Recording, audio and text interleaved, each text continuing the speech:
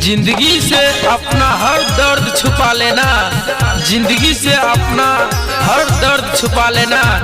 खुशी ना सही गम गले लगा लेना, खुशी ना सही गम गले लगा लेना। कोई अगर कहे मोहब्बत आसान है तो उसे मेरा टूटा हुआ दिल दिखा देना। प्यार के ले जान गे भूल के ना गेले,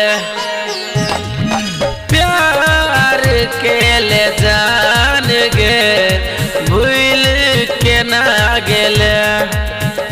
केने छेले तू गे वादा, केने छेले तू गे वादा दो देले हमरा धोखा। प्यार के ले जान गे भूल के ना गेले, प्यार के ले जान गे भूल के ना गेले।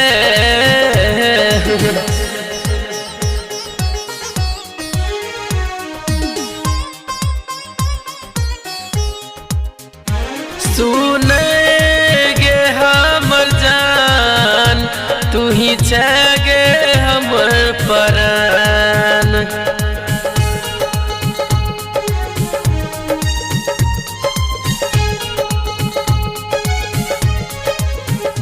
याद आबै गे तोहर मन होइया खाली जहर।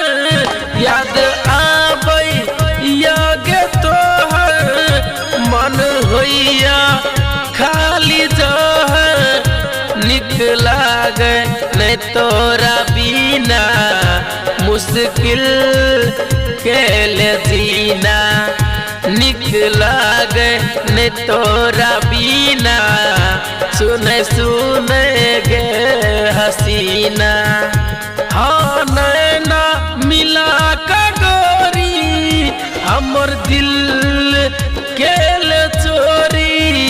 हाँ नैना मिला का गोरी हमर दिल के ले चोरी। प्यार के ले जान गे भूल के ना गेले। हाँ प्यार के ले जान गे भूल के ना गेले।